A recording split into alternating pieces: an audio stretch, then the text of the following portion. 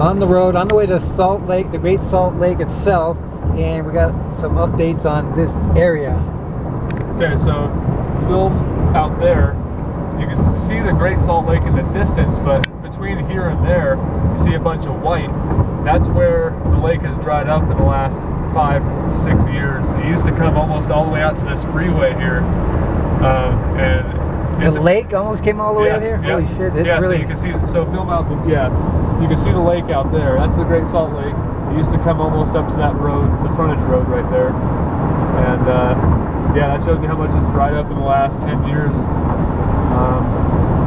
And that's basically it. It's a lot of brine shrimp are dying. A lot of birds are dying because of this. Because the birds obviously feed on the brine shrimp. And wasn't there something I heard about? There's arsenic levels that get exposed to. Eventually, this is going to be a pollution area that you can't even habitate. Right. Salt Lake City could possibly become uninhabitable if the lake dries up anymore because of all the arsenic.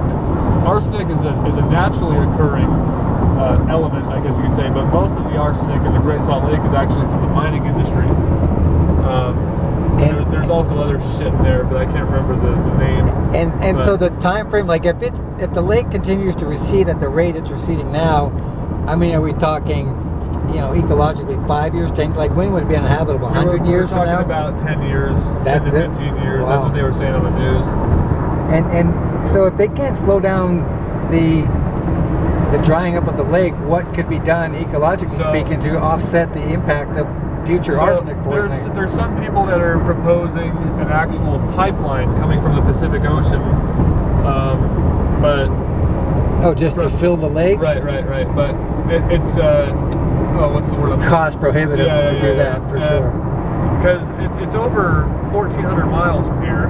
And over mountains. Right, and over the Sierra. You got to go over the Sierra Nevada mountains. You got to go over multiple mountain ranges in Nevada and Utah just to get to the Great Salt Lake. And then on the left here, you're going to be seeing the third tallest smokestack in the world. This thing right here? Yeah. And because it's so tall, they have to get the pollution that's coming out of that above the inversion layer. They want it to get straight up in the atmosphere. Because in the wintertime, the weather doesn't let the pollution escape the Salt Lake Valley.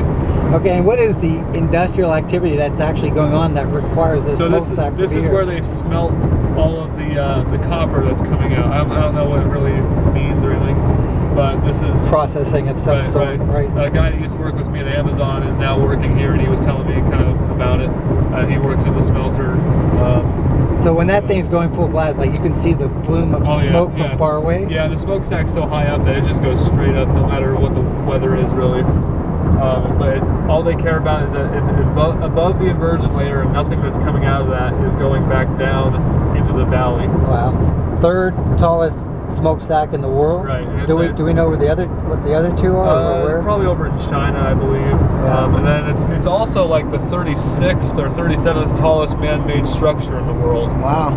You got the Burj Khalifa and the Freedom Tower in New York City, but then you have this on that list. Wow. So an industrial thing is the 37th tallest. And then when we go over, what's it called again? The Kennecott Smelter. Kennecott Smelter. Yep. And then, third tallest smokestack in the world, 36th or 37th tallest man-made structure. You'll want to keep filming here just for a minute. We're about to go up this bridge, and you'll be able to get a better view of the Great Salt Lake on the right. Okay.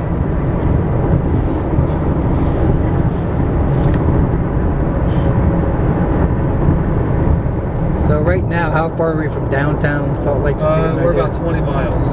And in what direction? 20 miles west, straight west. Okay.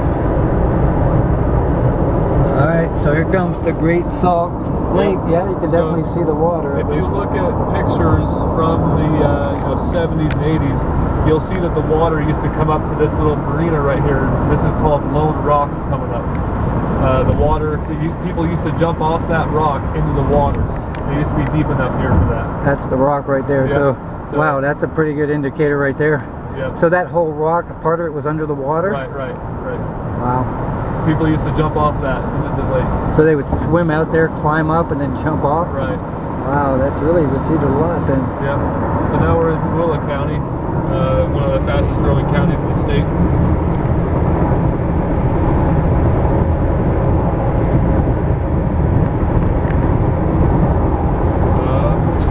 And most of the population that's moving here, it's from the western states, would you say? California? Yeah, everyone's flooding out of California. We got some people coming in from New York. People are starting to leave Colorado because taxes are going up there. Arizona, people are trying to escape the heat. And lack of water. Right. Yeah, mainly California though. Mainly California.